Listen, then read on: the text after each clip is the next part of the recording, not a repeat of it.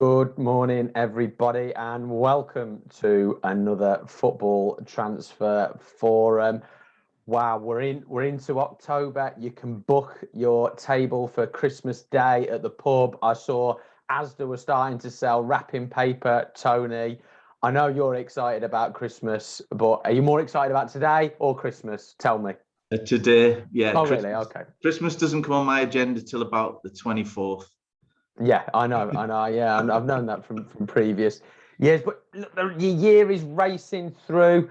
The season is well underway now. We were filled with such positivity last month at the start of the Premier League, getting back to normal.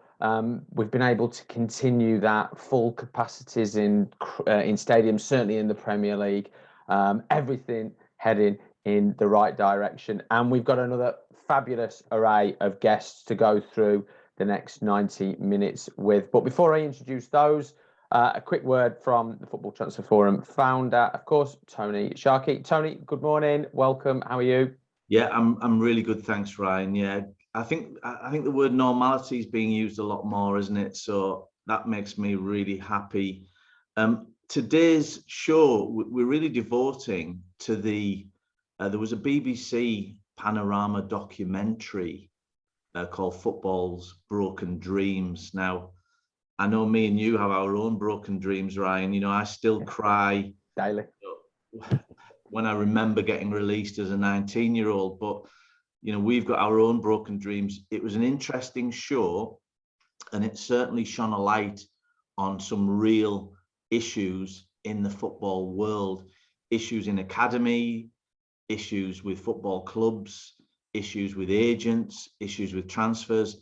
So what I thought I would do, I did enjoy it. It was quite sensationalized, but I did enjoy it. But what I thought I'd do is I'd ask the experts, you know, get an expert panel together and let's have a discussion and let's have a sort of question time, you know, debate and certainly to see what it's really like. You know, it's not a journalistic story. It's just, this is what it's really like, and these are the experiences of real football professionals today, our panelists, and they can talk about, you know, what it's really like on the coalface, let's say.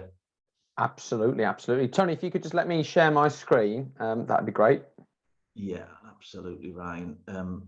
Where are we? Here we go. You know, you like make a co-host. There you go. Smashing. Brilliant. Thank you very much. Great. So, as always, we've got a fabulous set of guests today. Let's welcome Lee Dykes, Director of Player Recruitment at Brentford and FC Midtjylland. Good morning, Lee. How are you? Really good, Ryan. Thanks. We were just having a quick chat before the webinar started there. I mean, an unbelievable season. Well, not only last season, it's been 2 or 3 fantastic seasons for Brentford, and all of that great football activity, all of those positive play, great results have been taken into this season. Yourself, you know, you must be delighted, and I imagine everybody else at the club is as well. Yeah, we're in a really good position, not just at Brentford, but also FC Midtjylland. They're obviously currently sitting top of the Danish Super League off the back of a previous season playing in the Champions League against Liverpool's, the likes of them teams. So yeah, both clubs in a really good position, and but both looking to kick forward and move forward, which is the right, obviously, mentality to have in football. Fantastic. Really looking forward to speaking to you, Lee. Obviously, Brentford have got a different model and a different methodology when it comes towards academies. So really looking forward to picking your brains on that. We're also joined again by Michael Caulfield, sports psychology consultant at Just Caulfield. Michael, great to have you on the show again. How are you? I'm very well, thank you. It's good to be here and good to join Lee as well. I've learned a lot from the last 2 years for sure. Fantastic, excellent. And how have things in your work been since we last had you on the show? I've been very lucky because things have opened up in every sport. So sport is running more normally than it did when we last spoke, which was in the darkness of one of the 3 lockdowns, I believe. So everyone is appreciating and enjoying that. So I'm back out there most days and most weeks doing what I enjoy best, which is the very human side of sport. because I leave the technical stuff to people like Lee who know everything, and I just try and add to their wealth of expertise. So beyond lucky at the moment, beyond lucky. And I just want to mention at the start, when we had you on the programme last time, I think I'm not sure if he had just passed at the time, but your dog Shankly has obviously passed since, and I saw Brentford made an unbelievable gesture too, because the dog was such a part of your methodology, and I see that you've got a new companion in tow now. I don't, and kind of you to mention it, but yeah, Shankly took his last walk, and I went into Brentford about 10 days later for a day's work, and I was told to meet somewhere around the back of our gym, our tent, and the staff and players had organised a little presentation of a signed shirt with the name Shankly on the back, and I joked then, or didn't joke then, I said then if they give me £1 million, it couldn't have meant more, and I vowed never to get another dog. And within 2 weeks, Paisley had arrived. So the walking companion is there, and he's been to Brentford a few times. You know, I think throughout, gosh, I've learned through the madness of sport, and it is maddening at times, and it breaks you and it gives you joy in equal measure. That players and staff just like heading off for a walk, and you talk and you get things out of your system, and you get a higher level of conversation sometimes. So I'm not embarrassed to say it's a wonderful way of which to get people talking relaxed, and I still do it. Fantastic. That's great. And we're also absolutely delighted to welcome Andrew McGregor, Legal Director and Sports Sector Head of Football at Brabners, to the show. Good morning, Andrew. Morning, Ryan. Thanks for having me on. No, our pleasure, Andrew. Legality in football now seems to be a daily marriage. There's so much going on within the football industry that requires legal attention at the moment. You know, we're going to touch on some of these topics over the next hour or so as well. But just quickly, just introduce yourself. How have you seen the frequency of and I guess the volume of your work in football over the last couple of years, and do you see football continuing to be on a bit of a collision course with the legal world for the foreseeable? Well, I think the short answer to that question is yes, undoubtedly.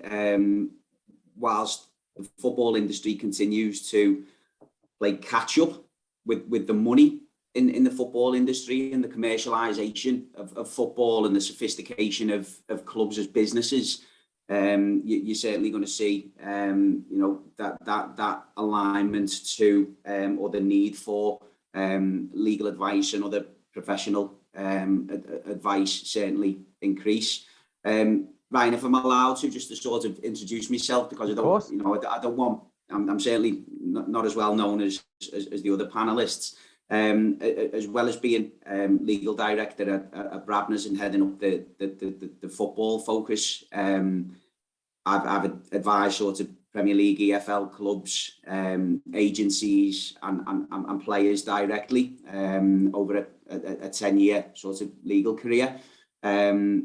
And in addition to that, I also played academy football when I was younger as well. So I was at Tranmere through school from the ages of 13 to 16, left school at 16, had the scholarship with Morecambe, and left that partway through. And then since then, I've also been involved in grassroots football as well. I've managed and coached various teams, including a Step 7 men's football team, which is sort of the last rung of amateur level.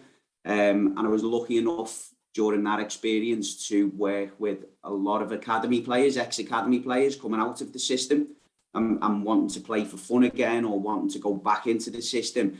And I'm really lucky enough to work with lads who've had no academy background and played at a decent sort of Saturday level and have gone on back into the football pyramid, and some gone on to play in the league. So, I'm certainly not sitting here holding myself out as an expert, but I think hopefully through my experiences and quite sort of experiences from different perspectives over that time, I can hopefully add some value, and really looking forward to talking about some of those key issues. Fantastic, excellent. Before we get into the questions to the guys, a bit of housekeeping. We've got good numbers on the webinar this morning, which is fantastic.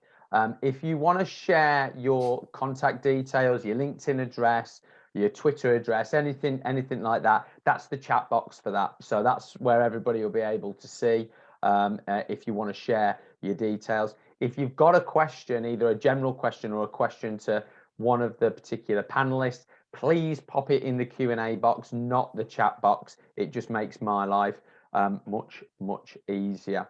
Okay, and we want loads of questions. We want as many questions from you guys as well. We can get you on. That's what it's all about. Brilliant. Let's get started. Lee, I want to come to you first. Obviously, you've got an interesting role in the sense that you're not dealing with just one club, that you're dealing with two clubs.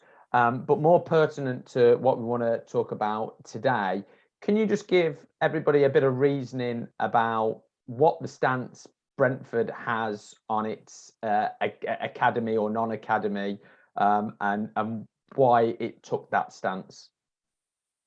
Yeah, I mean, the first thing that I should say is that decision was taken before I joined the club, and taken by some very influential people at Brentford. One was, who sadly passed away now, Mr. Robert Rowan, who put the building blocks in place, certainly around the B team. And when we remember Robert every time we have a new debutant in the team now, because we have a board in the training ground, and we never forget what Robert did towards the B team structure. And Phil Giles, Rasmus Ankerson, obviously Matthew Benham, felt that the ratio of players that we could keep compared to the players that we would sort of lose to bigger and better football clubs around us, by signing them at age 11 and then potentially losing them as part of the EPPP system, just meant that, you know, we was potentially losing money on them investments. So we felt if we started signing players age 17 on a professional contract, that we could control the exits of them players, and in turn control the asset value of them players. And we flipped the tables a little bit, and now those players that don't potentially see a pathway at them bigger clubs look at Brentford and the rich history of giving young players the opportunity to play in the first team setting, obviously previously in the Championship and now in the Premier League. It's very appealing to those young players, because they just want to play football and they just want to progress their careers as quickly as they possibly can do. So that was the main reasoning behind the switch. And we took the £1.5 million investment that we placed into the Category 2 Academy situation. And they still invest that kind of money, but it's in a B team setting where we travel across the world pre-pandemic and hopefully post-pandemic, where we played the likes of Borussia Dortmund, Bordeaux's, first teams from Cyprus, you know, different areas of the world, and give the lads different experiences whilst still playing Arsenal U23s, Chelsea and Wealdstone. So that was the whole building block and the thinking behind the B team. And we believe that the output since turning to the B team model has obviously suggested that we made the right decision for us. But that's just Brentford. You know, not every club that I've worked at it wouldn't have been the right decision to go to a B team, because clubs also have responsibilities within the communities. Absolutely, and I wanted to ask you on that in terms of the makeup of that B team and the young players that you have at the club. I'm not expecting you to know the exact numbers, but are there local players in that group?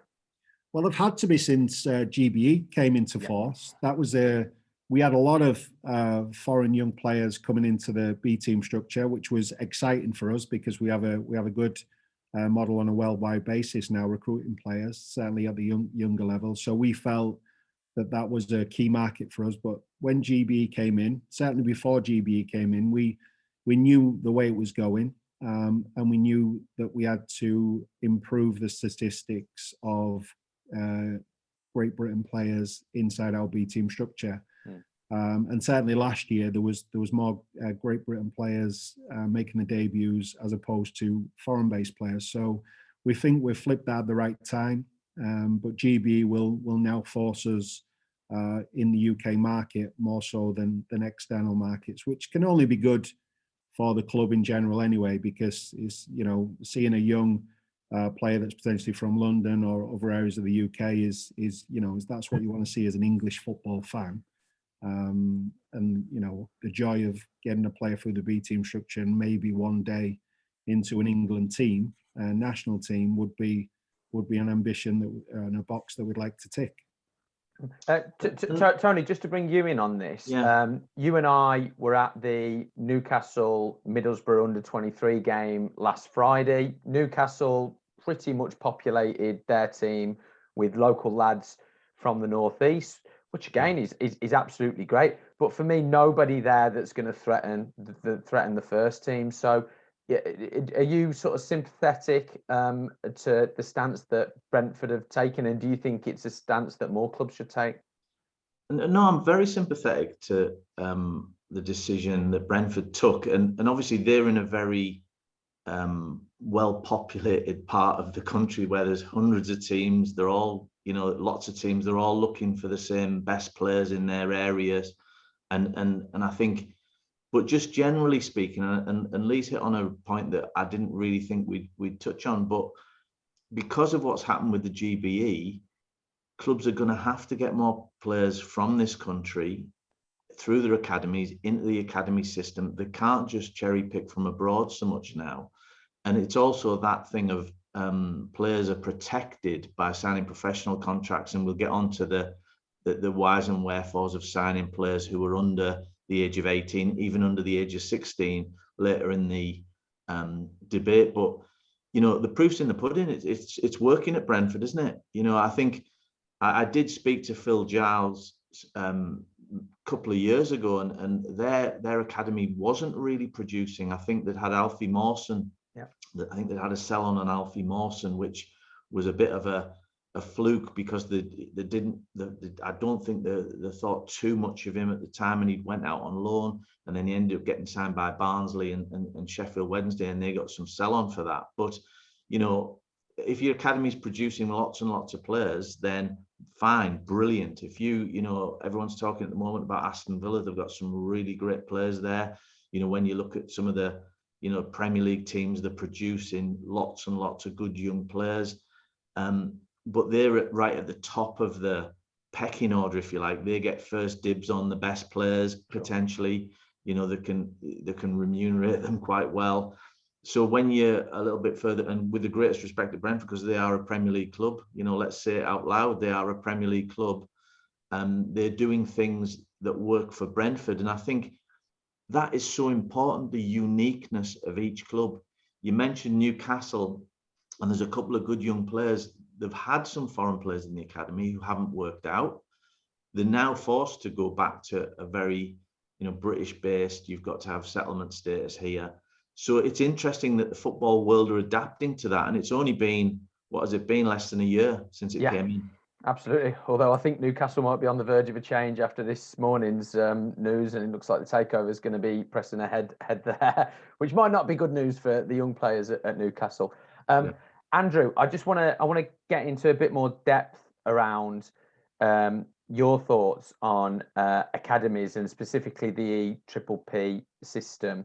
You'll know there's lots of, in my eyes, sort of structural issues, lots of legal issues, and you know, has it been great? Has it been great for lower league clubs? You know, the origins of the EPPP was, you know, like wrapped around what was happening with solidarity payments as well. What's been your assessment of EPPP, and do you think it will be here in the same form in 10 years' time?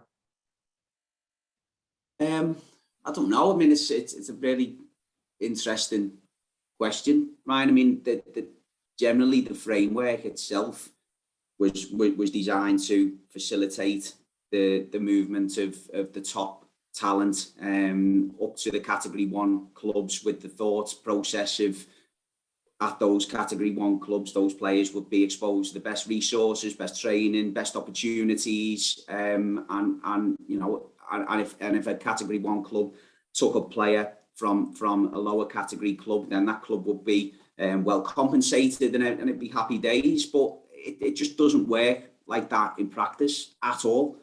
And there are a number of, plenty of reasons as to why that doesn't happen. And Lee's touched on it already. Those Category 1 academies are generally attached to Premier League clubs. Those Premier League clubs are notoriously poor at getting academy players into the first team and staying there. So you've then got this sort of bottleneck at Category 1, mainly Premier League clubs, where those players that have a channeling through that EPPP system are just not then getting to that final stage. So then you've got the Category 2, Category 3, 4 academies attached to probably EFL clubs, mostly, that are then the opportunity providers for these young players.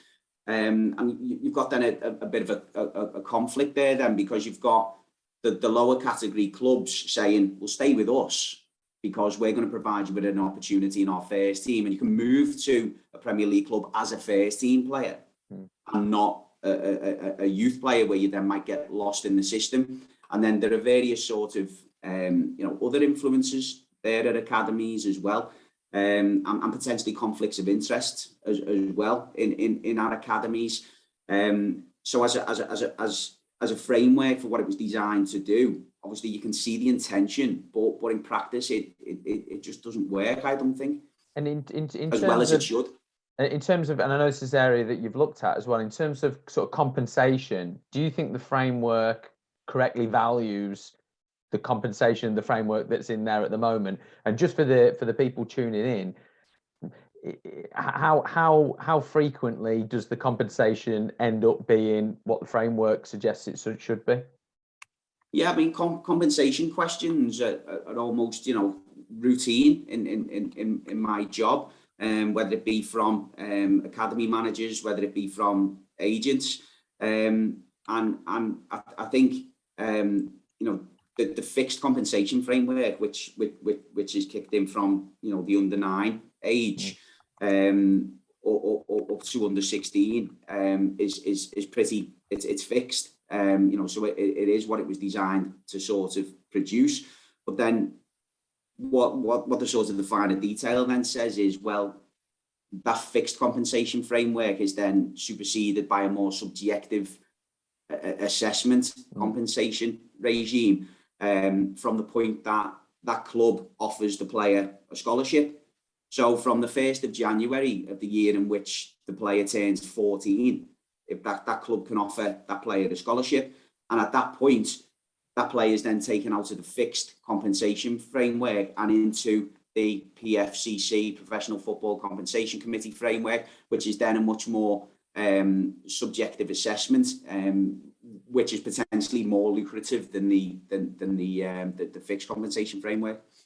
So Andrew, 14 is a real key age then in that, in the system, because it locks in more value, if you like, for your player. Yeah. But yet 14, I mean, we'll talk about it now. 14, a 14-year-old can't be in the rules represented by an agent. I know it said on the show that agents were getting involved in that age.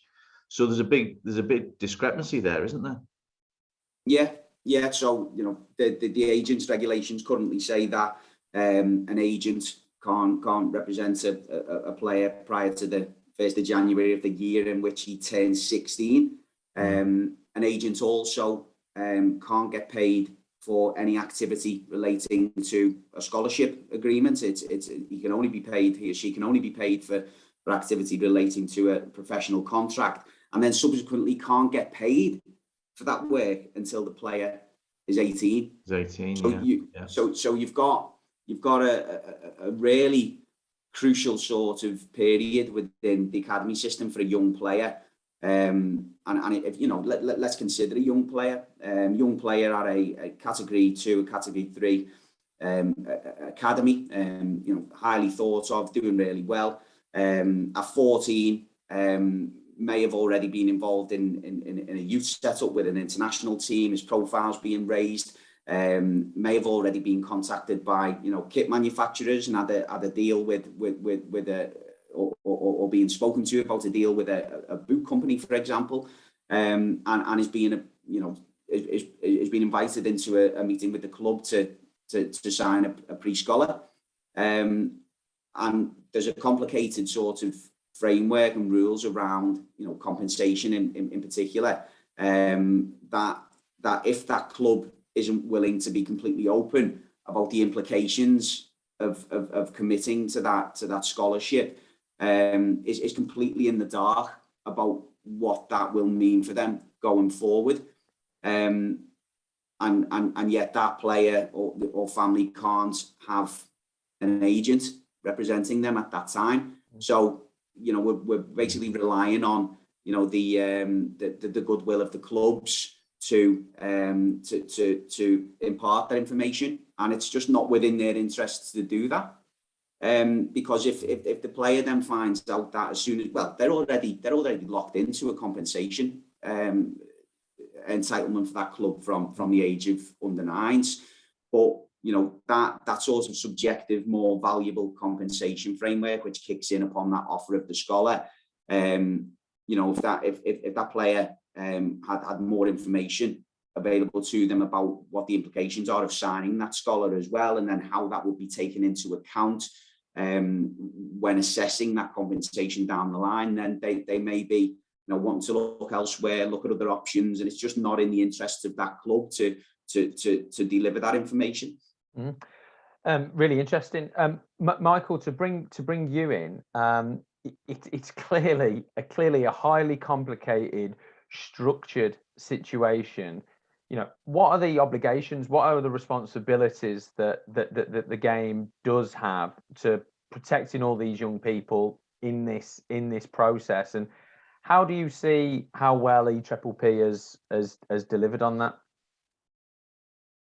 In addition, and I don't want to move away from football because this is the Football Transfer Forum, and I think I'll just say now, I've had experience of other mainstream and lesser known sports as well, that the duty of care is to prepare a person for the real world, as I call it, eventually.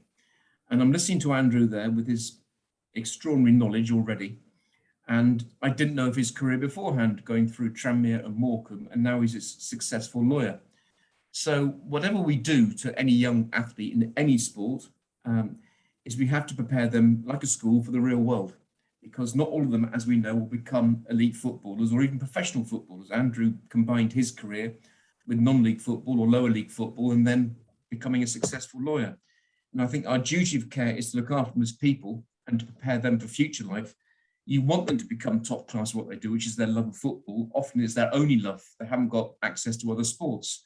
So we've got to prepare them for life outside of as well as football. And I think if we do that, then we're showing a real respect and care to that family of a young person. I want to come back to you though, Michael. So I own a private football academy. We work with boys 16 to 18. Most of our boys are boys that have been released at 16. And of course, they've been full of expectation. And then this what has been fairly devastating to them to be released by the clubs. But I do ask you the question, and I'll ask you directly as well. How much of that is just a symptom of where our society is in terms of status? Often it's the parents that are more disappointed than the players as well. So I completely concur with your point that clubs have a responsibility to put some robustness into these players and to build them for later life. But my question to you now is how difficult is that in the context of what society says is success, what the rest of their lives are about, status, social media, everything else? What a difficult job. Incredibly difficult job, which is why we must pay huge attention to the role in which we're treating young people. And the documentary which prompted this debate this morning was Football's Broken Dreams. I did try and make some notes ahead of this morning, and you could almost have a program called Life's Broken Dreams, because we all set up with no doubt you wanted to be Wolves' best ever player since Derek Dougan, if you can remember, go back to my youth. Maybe you wanted to be, I don't know, but life is not, I think what I've learned through the years, and I don't wish to come across as this sort of old sage here, but that that life isn't straightforward, and achieving something in life is not straightforward in terms of passing or failing exams or getting into football clubs and being released. It isn't as simple as that. So I think our real duty, as well as giving them the best opportunity, and that's a word we'll use more than once this morning, because everyone in life needs an opportunity to show what they can do. And often I look at some of the players that Lee's recruited at Brentford over the last few years with our sporting directors. I mean, some of them they had no chance of being. Lee, can I mention Charlie Good, for example? Charlie was playing level League 8 football a few years ago. Ivan Toney was rejected. Ethan Pinnock went from Millwall to Dulwich to Fisher to Forest Green to Barnsley to Brentford. So, but the reason he got there is he was given an opportunity eventually, and then he took it, and then he built upon that. But I go back to my original point. It's incredibly hard, but we must look after them as people to prepare them for the real world as well as football, because the percentage, as we know, who make it is very small. And our duty of care is to give them and educate them and the parents too. We know the pressures parents face, because if their young boy or girl becomes a top footballer, well, then it changes their world too. So we have to be aware of that. And if I can steal a line from the current Livingston manager, I heard him talk in a forum recently. He said one of his jobs is to remove the cynicism from football. And I think if we have that at the front of our minds, because it's a gorgeous industry. I love it more than ever at the moment, but it also can be a very cynical industry. We've got to try and be wary of that as well. Absolutely. So, Lee, I'm going to come back to you. Do you see our academy system as fit for purpose in terms of being able to produce players for the first team, and perhaps equally as importantly, being able to produce positive human beings as well? I don't think it's as bad as what people may say sometimes. I think that we've got to understand as well that these players come in at a very early age. They're well coached. We have some of the best coaches in European football, in my opinion. Further down the pyramid, I'm not talking about first team level. I'm talking about the resources we put into academy football, which has filtered its way into grassroots football as well. So, if I go back to when I was a kid, I never made it as a professional football player. I was on the other sport, which was rugby league at the time. I can't remember seeing a cone when I was growing up. So, and I'll on a separate forum, I'll tell you the Steve Staunton story about you don't need cones. But I can't remember seeing the coaching infrastructure that's in place now. So there's a lot of good that's come from it. But in my opinion, it filters from the top. The prize is so great financially for football clubs and for players at the very top when they're coming through in them 16, 17, 18-year age brackets, that people risk the mental stability to get there, right? And they risk everything that's aligned to the philosophies to stay there. And the money that's thrown around to these players at 17, 18, 19 years of age is dangerous. It is actually dangerous, in my opinion. And I know it's great if you're there and you're taking them sorts of contracts and you in 5 years you can be set and you don't have to work another day in your life. But it's very dangerous because away from the contracts, you don't then own the Chelsea tracksuit or the Arsenal tracksuit or the Tottenham tracksuit. You can't have on your social media platform that you're a player, an aspiring player at these clubs. And then where do you go? And and they are the dangers that surround our sport and other sports. How far and how dangerous is the fall? And it's the same with clubs. They don't provide pathways to these players because they need to stay in the Premier League or they need Champions League football. So if they've got the money to go and spend 30, 40 million quid on a right back and they've got a young one coming through, then, they're going to go and do the other because there's more chance that they're going to improve the team immediately and get to where or stay where they need to be. A prime example recently has been a top young right back in Livramento from Chelsea going to Southampton to have to break into first team setting. Why wasn't that pathway available to him at Chelsea? The same with Tariq Lamptey. And I'm not just picking on Chelsea, but they're two examples of some very good Premier League football players that ain't too far away, but they never really was given the opportunity to play for their team. So I think it comes down to the methodology of the ownership, the structure, which at Brentford is the most important thing.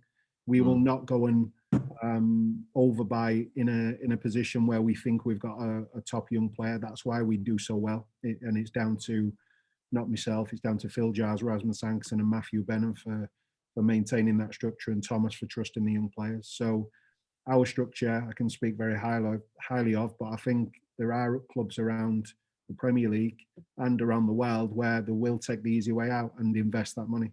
Yeah, Lee, there's a few things that do worry me about the academy system, and obviously Brentford have moved away that, but you've worked in clubs that do have academies. One is this race for the bottom in terms of age.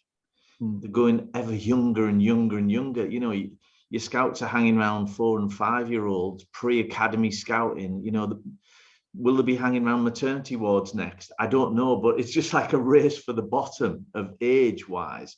And when you look at the stats, we all know what a small percentage of players who come into a club at 7 and 8 and make it up to the first team. There's a few very good notable examples, and they're the X factor in this. But that worries me, the race for the bottom in terms of age. It also worries me that you see signing photographs for 8, 9 year olds with the Chelsea, or we said Chelsea, let's use Arsenal in the background, or whatever club you want to, whatever badge you want to put in the background.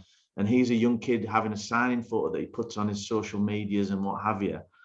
And that's setting you up to something that you said about, you know, it's a big fall, isn't it then? Yeah, it is. And I understand though, because the competition, people are employed to do jobs. So they're, you know, youth academy recruitment officer is employed to find the best players. And if he doesn't find them at a certain age, he ain't getting them, depending on the level of his club. So people have to do jobs. I mean, we've got to remember that youth academy recruitment officer has to feed his own family and do the job as required. So he has to gain he has to perform to his fine margins of, you know, getting that play before a big club, or if he's at a big club, you know, developing that resource to take them plays in early. But I just think there may be a little bit more we can do, which protects the players a little bit more up to the age of 16. I have children myself, and they won't be going into a professional setting until late years, just because, you know, I think it does create a situation where that's the focus. And I've seen it. I've seen players fall from it. I've seen them being very upset. I've seen it being very dangerous at other clubs. And as parents, you know, our young 8-year-old signs for a top club.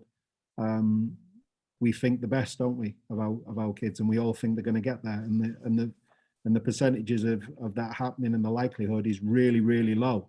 And that's the dangerous part. And we can educate people as much as we possibly can do, but, you know, parents will always think that their kids are the best and they're going to get there. And so it drives in reverse sometimes, and it's a catalyst for disaster, unfortunately.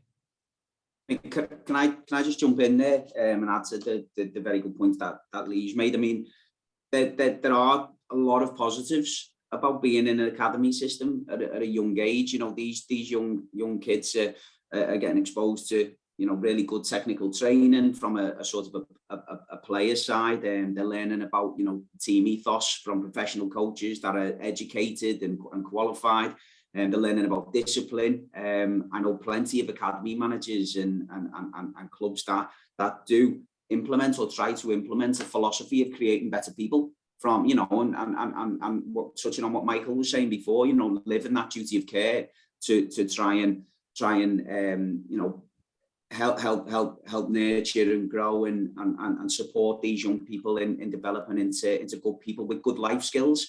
So there are a lot of positives, but it's still then, and another word that Lee mentioned there is structure. You know, what is the structure at that particular football club? And I think certain types of owners now that are coming into football are in it to make profit. And it's you know, it's an American model, and I do wonder, you know, the way football is, particularly with the broadcast and money that's involved, and the structures that are already ingrained in football clubs, whereby many EFL clubs are just running at a loss every year, despite the amount of money that's available to them. They run at a loss. because again, coming back to Leeds, and another good point to Leeds, everyone is chasing that dream. Everyone is chasing that Premier League dream, and they're running at a loss and trying to overspend to get there. Now, depending on what structure is in place at that club, you know, it's also what is the definition of an academy product. So if you've got first team and management at a first team level saying our academy is not successful, well, why? When we've got 5-6 academy lads playing in our first team, oh well, it's not successful because we haven't sold one for, you know, millions and millions, or it's not successful because they weren't in our system at under 9, under 10, under 11. We got them at under 16 when they were released from another club. Yep. So it's like, what's the definition of success? What's the definition of an academy product? And then also you've got, you know, the compensation framework, which is involved in all of that as well. So, you know, it is there's just so many influences on that framework that I don't think it's an easy question to answer to say, is it a success? Because on one hand it is, because look at the England team. Yeah. You know, we are performing better than ever. Yeah. We're producing more technically gifted players than ever before that are capable to go and play much more than ever as well in different European leagues that have always been perceived as being better technically gifted than we are and better technically set up than we are. So, you know, one angle is to say, of course, it's working because look at the success of the national team, which was, you know, part of the mantra of why it was created. Mm. But, you know, the practices that are going on underneath all of that and the conflicts of interest and the influences on that framework, you know, do need addressing, I think. No, I completely. The silver lining of us not winning the European Championships would have been the absolute loving over the EPPP if we had won that. That would have dominated pages. Tony, I think the point Andrew's made there in terms of what does success look like is such an interesting point. Yeah. You know, if you survey fans as I do, they're all very interested of getting local boys into the first team. When I was working at Wolves, we had 7 or 8 starters, not only from the academy, but very local lads as well. Yeah, but they weren't very happy because we were in League One, you know. So you can't have your cake and eat it. And I think this is where I want to bring the conversation back round in. The things that we're talking about are real symptoms of societal issues that we've got, as are most problems in football. So, you know, Tony, how do you even start to grapple that? How do you even start to separate that out from what the reality is? Yeah, Ryan, I think the Premier League, you know, when I was trying to make it, there wasn't a Premier League. You know, the Championship or Division 1 as it was a league that wasn't populated by the world's best footballers. Let's face it, there was a lot of good footballers from this island or these islands, and a few extras tagged on. The Premier League is sort of a bolt-on world league that's been dropped into England, and it's been fantastically successful. You know, how many years is it now that it's been going? 30 years or something close to, and it's just been fabulously successful. But I think that's created a sort of a wave of, you know, it's absolutely incredibly, you know, if you make it into that first team of a Premier League team, you know, you're probably one of in a pool of players who are world's best players. Absolutely. Whereas, you know, and that's given sort of structural problems further down. There's issues with under 23s football. Is it competitive enough? Is it really preparing them for first team football? You know, I consider that you've made it if you get a professional contract in the Football League. You know, that's great, fantastic, well done. And I think, you know, when we go and judge academies, let's take the Newcastle Academy up here. They've had the Longstaff brothers have come through just recently. They've had a few players who've come through and they've been bought. Ivan Toney's an example, being bought for £1 million from Northampton and gone somewhere else. Adam Armstrong was a local lad who's gone somewhere else to make it. But they sold Andy Carroll back in the day to Andrew's team for 35 million. You know, helicopter comes, picks him up, takes him in the transfer window, deadline day, whatever. 35 million is a lot of profit for an academy. That keeps your academy running for 10, 15 years, doesn't it? Yeah. So you can sort of say one player like that and it's job done for the academy. You know, you can't sit back. Of course not. You want to produce more and more and more. But that's the nature of the game, and that's just how good the Premier League is. Absolutely, Andrew. I really like your point as well in terms of how clubs try and claim some players. I know at Wolves they've got academy graduates, and they've got Robbie Keane on there. Robbie Keane came over at 16 from Ireland. He was fully developed. He was 2 months and he was in the first team. I can't really claim him. I don't. I don't know, Ryan. I don't know. I don't know if if a player has been released by another club and enters a club's academy system at 16, and it then takes that player 2, 3, 4, 5 years even to get into a first team. You can't say that academy hasn't influenced and that player's development. So I don't know, and that is a view. That is a view. Some I know owners at some clubs that will. The club at 16 is not their academy product, and I would disagree with that. And I would support any academy manager that's going into a board meeting trying to justify the reasons and the expenditure to keep that academy on for next season by pointing to that. I don't necessarily think that an academy product has to be a player that's been in there since under 9. I'd be slightly annoyed as a recruitment operative if it wasn't considered an academy product. If I'd spent a year on that player abroad and brung him in, and there's different angles to the academy setups that I think we should consider. Plus, if a player comes in and he's there in 3 months, the plan will have been 2 years.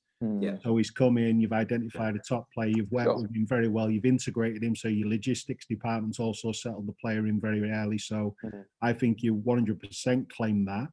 And academy for me now is all the way up to 21 years of age, 22 years of age. We've got to remember that too. And just to bolt on from that, I think there is things we can do more from a structural perspective. I've just been over to Germany, and in every conversation, people were talking about, the B team is playing in the third division, the B team is playing in the fourth division, and how that helps academy players mature, but also gain the relevant experience to eventually make the step up to the first team group. And I think one of the things we would love to do at Brentford is to make our B team play competitive fixtures in a senior league. And I think that's something we could do in general as a country. And there's a lot of people that are well against this idea, but I think it would help the percentage of players coming through at those bigger clubs if they had the opportunity to play them in a B team setting in a senior league, where they could test the capabilities of them players. You understand the objections though, Lee. Really, people. I do understand the objections. Attendances in the whatever trophy it is where the 23s are playing. They're basically playing in empty stadiums at the moment. Right. I understand that, but also there's a reason why top European countries are doing it and maintaining that structure. And we've got to think about the national team and helping our young players get through to help our national team as well. So I just think there's a way we could restructure it. And one area that's adjacent to that where I agree to you, and I guess you're sympathetic to this, is that is the loan system fit for purpose? And I think the answer to that, and we normally have Guy on, he's not here today unfortunately, is that there's big problems in the loan system. And so that's obviously motivated a lot of the B team talk as well. Tony, what's your stance on B teams? I was just going to say, interestingly, in Scotland, Rangers and Celtic have B teams now in the Lowland League, and it'd be interesting. I noticed there was one weekend, I think Rangers won 9-0 and Celtic B had won 7-0 or something like that. But it'll be interesting to see how that unfolds in Scotland. I'm not a big fan of the B team system. You see it working really well in Spain, and that's cultural, historical. I think our clubs should be and when I say our, I'm saying English clubs, Scottish clubs, that should be considered as unique entities. If you're parachuting, Brentford B into the fourth division or whatever, the National League or League Two, it doesn't really sit with me when you're playing and you've got the resources that you've got. I think I'd rather have unique clubs trying to go through the system or remain at a particular level in the system and serving their locality. Michael, I want to move the conversation on again and ask you a question. Tony talked about sort of his definition of what making it looks like. I live up in the northeast. There's a club in Division 8 of English football called Mask United. They've got a weekly budget of £5,500 a week, and the striker is earning £850 a week. Why do our young players not recognise or the depth of opportunity in our pyramid is so enormous, and there is big financial gains to be had even at deep levels? Why is it that, like there was evidenced in the TV programme, and I see it with our young players as well, it's like, I want to play in the Premier League, the Championship, League One if I really have to, what's going on? How have we not got that conversation over that? Do you know what? If you end up earning £100 a week, that is also success. This is going to the extreme. That a friend of mine down where I live near Swindon, he owns and he's invested in the local community because he's had a successful life, and he owns a non-league team. It's League 8. Yep. And the players get 250 quid, whatever it is, a week, or 200 quid a week, and they're trying to get into the next level of the tier of football. You asked the question about making it, and I'll go back to what Lee and I could listen to Lee and Andrew discuss this at length all day, not just this morning, around opportunity. We got obsessed with the Premier League in '92. The world of football did exist before 1992 because I grew up watching some of the great Liverpool players and Man United players and Georgie Best and that era. They weren't too shabby either. They just weren't playing against Eusebio that often. They played against them once every so often rather than every week. So just think now that it's all about the Premier League. Now, I'm lucky to be working alongside Lee in the Premier League. I worked before at Middlesbrough and Hull, who are also with different models in the Premier League. But making it could be a League One, League Two career. And we mustn't just put everything it leads to the Premier League, but it's not always about the Premier League. And I've known many players who've had successful careers. They've been very happy on the back of it. They've made enough money to build a life and raise a family by not being in the Premier League, not even in the Championship. And it was in League One or League Two, or even successful non-league careers. And when I see Brentford's model now alongside Lee, and the number of discussions I think we're going, he might have a real chance of a career in League X, Y, and Z, which is not the Premier League. And that's probably made quite clear to him early on. He accepts it quite early on, but they can still live an unbelievably happy and fulfilled life, even if they don't end up playing in the all-dancing Premier League and across Europe too, because we know that the opportunities are everywhere. So if it's Mask United, or if it's at Kidderminster Harriers, or if it's at any non-league team, that isn't failure. We mustn't put down because you don't make it in the Premier League, you've failed. That's nonsense. But the other point I wanted to make also, please, which isn't answering your question, is to back up what Lee and Andrew said. Maybe it's just me, and I might be looking at this from the wrong angle, but I came from a different sport entirely, which was, in the time in the 80s and 90s, was brutal, which was horse racing. And that was pretty rough and ready. From what I saw, firstly at Middlesbrough under Dave Parnaby, he's one of the biggest influences on my life, let alone in football. If I had a teenage child, I would want that teenage child to go into an academy like Middlesbrough under the likes of Dave Parnaby.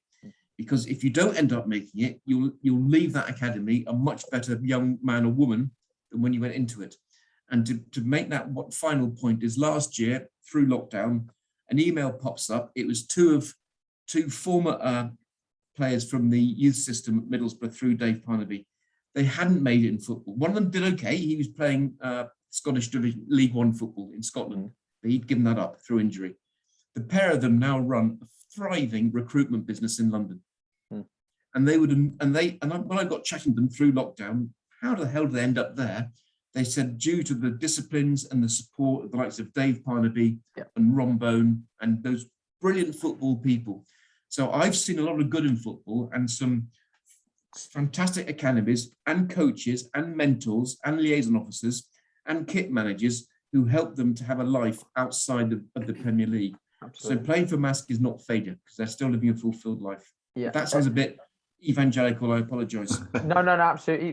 Lee, I know you've got to go in 5 minutes, so I just want to ask you that. If some of your young players in the academy, if they end up in a National League South, or if they end up playing for Dulwich or Woking or Eastbourne Borough, is that success for you guys? Definitely, because we've, our job is to prepare these football players for life after Brentford. Eventually, whether that be an Ollie Watkins type sale to multi-million pounds, or whether that is a route through non-league football. We signed Ivan Toney, and Ivan Toney is on the back of every newspaper at the moment through good performance and the impact he's having on the Premier League and Brentford. But Ivan Toney made it at Peterborough, in League One, and he became settled there. Something switched with Ivan Toney, and the fruits of his life, his performances, and his life has taken a massive upturn after he settled, and where he felt. I know, speaking to Ivan, and Michael backed this up, he felt he really found a home at Peterborough United, and that was a League One club. It was, he'd been at a Premier League club, he'd been alone in the Championship and League One, but he became settled and then started to perform. And I say this to all of the players that we have at Brentford, whether Adam at Bury, Carlisle United, Oldham Athletic. Be settled at your next destination. Go somewhere where you feel settled as a football player, but you feel settled off the pitch as well, because that's massively important. You're not going to perform on the pitch if you're not happy off it, and you have to be happy with your contract. You have to be happy with your work-life balance, and I do think football clubs should start to look at the percentages and the numbers around, people that have, like Michael's examples, where they've left their academy and there might be multi-millionaires in different sectors. That's success. Maybe we should start monitoring them moments and talking about them in the public eye, because creating good people is that's the motto at a lot of football clubs. I know it is, rather than just good players. They are people, they are fragile beings, and we have to look after them. And if we have a player that goes and plays in the Premier League and for England, fantastic. But I'll be equally as delighted to look into players that had maybe gone into different industries and become, very successful there too, because we'll have had that impact on them people, and we'd have done our job. I think you're absolutely spot on. I think there's a couple of things coming through here. First of all, these are big societal issues that football are having to deal with. And do you know what? And I'm policy advising into the review into football, into government at the moment as well. Football is a punching bag. It is a punching bag, isn't it? We love as a nation to get stuck in to football, whether it's social issues, whether it's individual fan issues or whatever. It's a real easy go-to to be negative about. Tony, did you just want to come back on Lee's point before he has to go? No, Lee, listen, thank you. I mean, I think we probably need a part 2 with you, Lee, at some point. But thanks for your input. It's great, to hear what Brentford are doing. And I know there's other clubs out there who are following your model and have seen how your model operates. And that'll be interesting going forward. I mean, as for me, a lot of people just have that dream of wanting to be a footballer. I always, you've got to sort of chase it, haven't you? You've got to work hard, and you've got to do whatever you can to try and make it happen. But the safety net's got to be there, hasn't it, at clubs? The safety net of what happens when you do fall out of that club. And, there's a lot of good practice out there. There's some not so good practice that I've witnessed, but, generally speaking, the way the system is, it is designed to try and get you to the professional football at whatever level that might be. Yeah, and for the balance of the conversation, we must remember that Brentford, when they closed their academy, they had to close a lot of dreams as well. That was a tough decision to make. They had to sit there that evening and tell people that, they wasn't continuing their academy after the next season. And there was a lot of people that was broken potentially after that situation.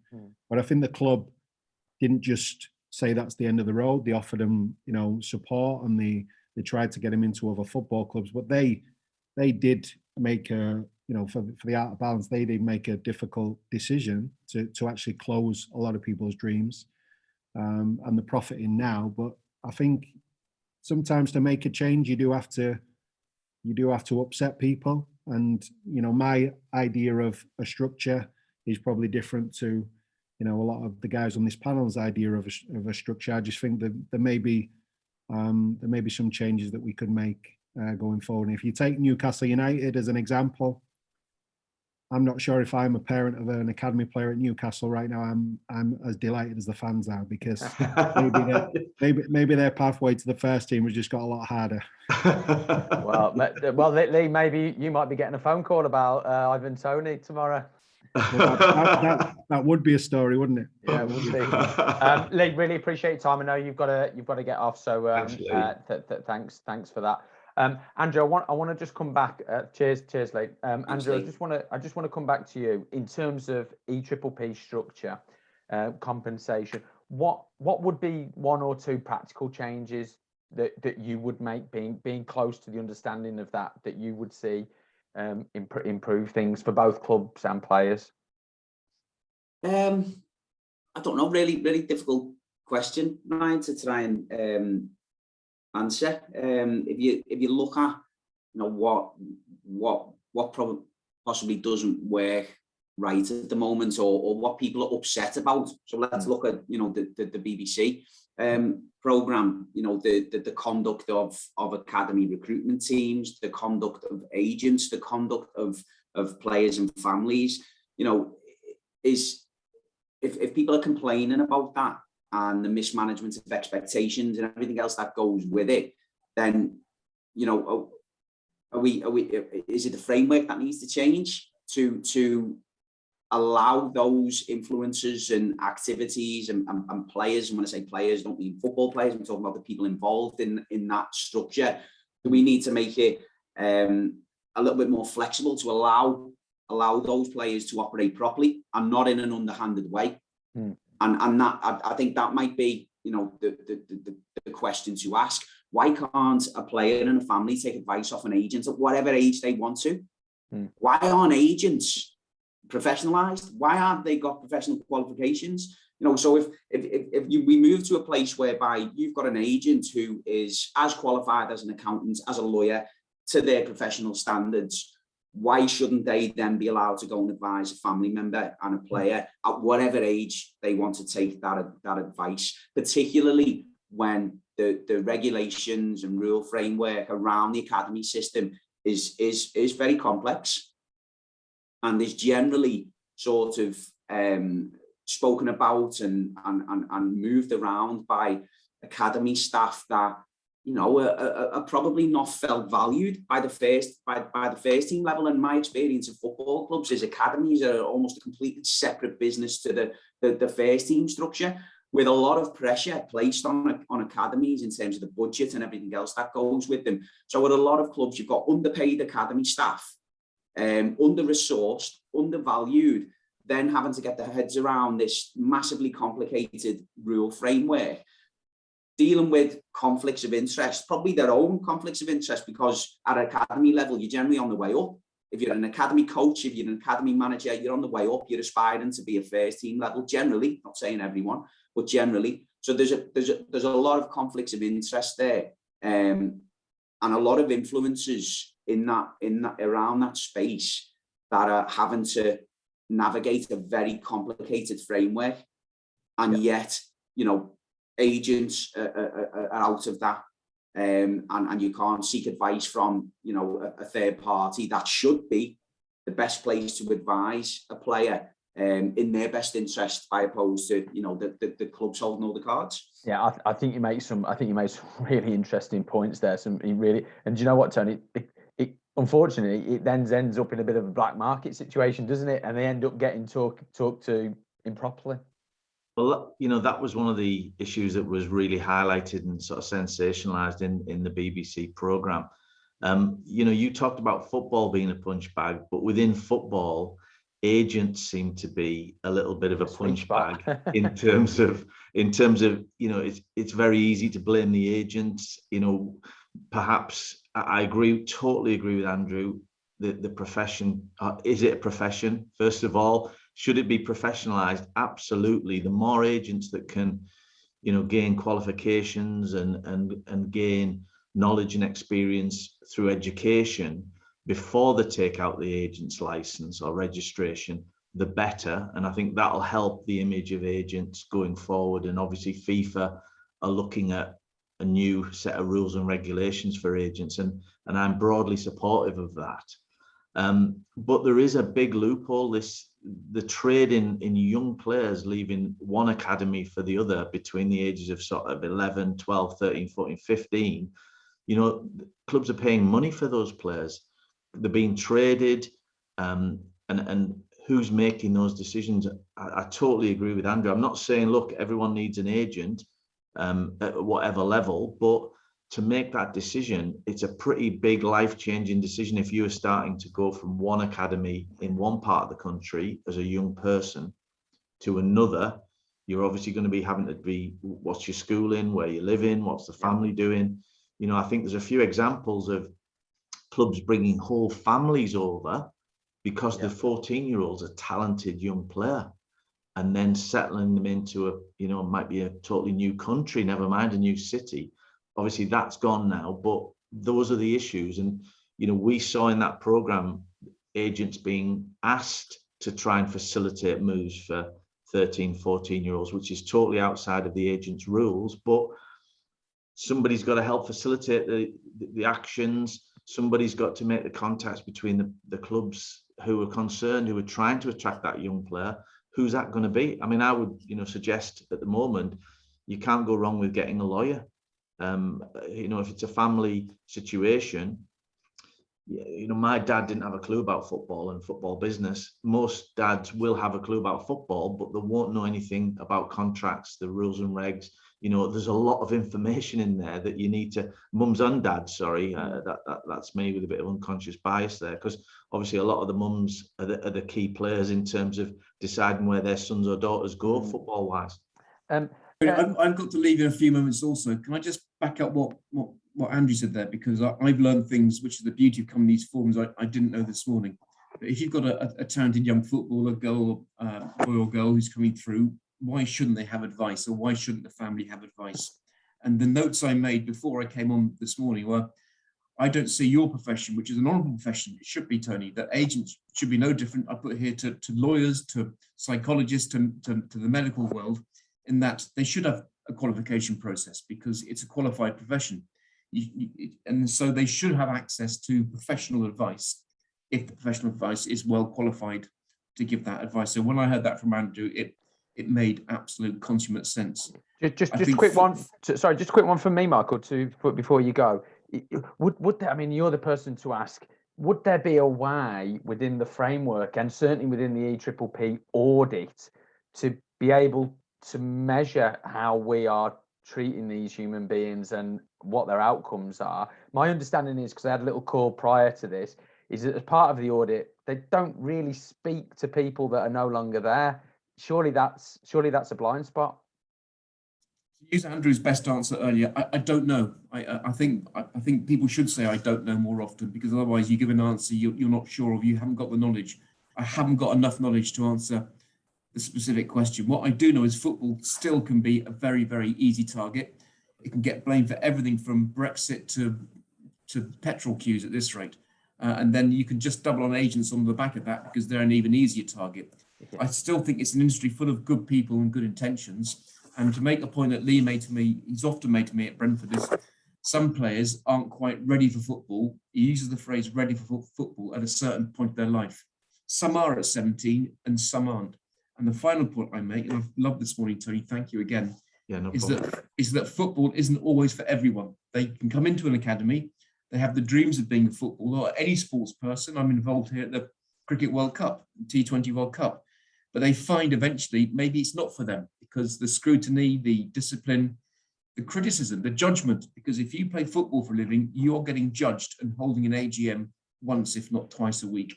And that judgment and scrutiny is not for everyone, because what comes with it can be not very pleasant.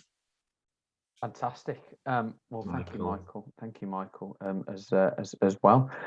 Tony, I think we'll probably look to sort of wrap things up now, unless anybody's got any additional questions. But Tony, a few thoughts from yourself, really. I think it's been a fascinating chat. I think there's a few things that have come out of there that have been really interesting to me, really thought-provoking. What about yourself? Yeah, no, absolutely. I think we probably could have done a webinar on each separate issue that the program's thrown up, and I'm sure Andrew probably, we might have to have you. We'll definitely back on at some point, and we know we'll have Michael back on at some point anyway, when he's back from Dubai probably. But yeah, I just think, we're trying to. There's a fan-led review of football, and a fan-led review of football. How does the industry feel about that? How does the industry input into that?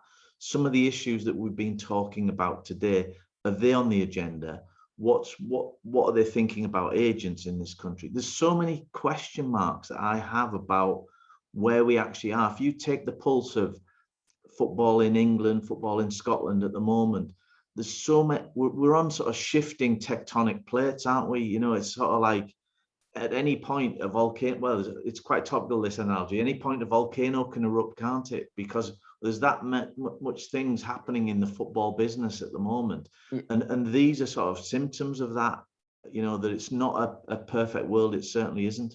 Yeah, well, as I mentioned. What I will say, I've got to go in a minute, but what I will say, it's still the only thing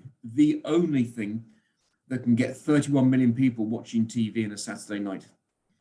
It's the only thing. And it's the only thing that can get 50,000 people either side of Stanley Park in Liverpool, because it's still the glue of society when used in the right way. And we saw that in the Euros. When used, I thought the finals day in Euro was horrible. It was horrible before the game, and it was horrible after the game, because it showed the worst side of what we can do with football. But the good side of football, it's the only thing that can bring cities, communities, and 31 million people together in unity at the end of all this wretched process we sometimes go through. So I don't lose sight of that.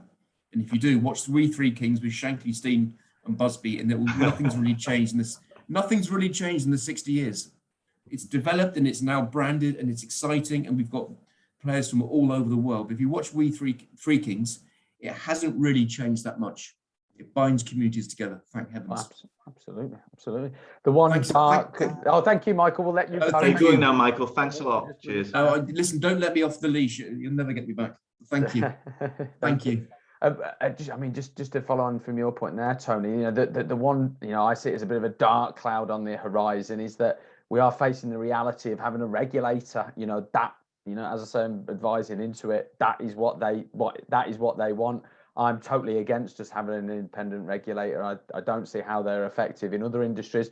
There's a piece in the news today where the airline industry regulator has basically dropped the cases against Ryanair and British Airways for paying people money back, because it's going to be a bit difficult and a bit long-winded to take them to court. There's not a particular area of government that I particularly feel is knocking the ball out of the park as well. So I'm sure issues like this are going to be part of their power. So it's going to be absolutely fascinating to see what happens moving forward.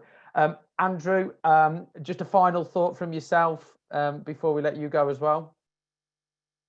No, just really enjoyed it today. So thanks for having me on. And I think it is really important to shine a light on these issues, because often, these issues are spoken about and legislated upon by people who don't know what's going on the front line. And I think it's really important that we give that front line a voice, and we give all the stakeholders on that front line a voice, including agents. Totally agree. I totally agree.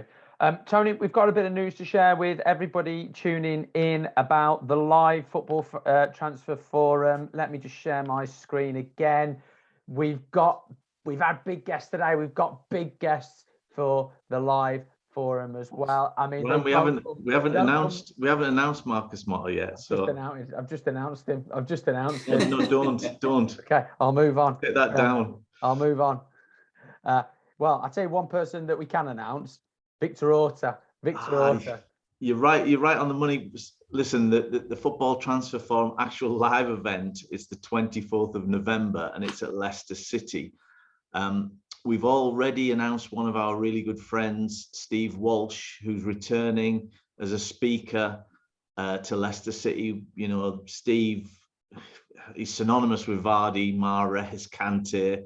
He's a great speaker. He's one of the top sporting directors in the world, in my book. And he's agreed to speak at the forum. So we're really looking forward to that. And then just yesterday, we announced that another world-class sporting director, Victor Orta, he's going to be speaking at the forum as well. Victor was there last year at Liverpool and had a really good experience. So he's going to be back. We haven't had the prep with Victor yet about what he's going to talk about, and it probably will change between now and November.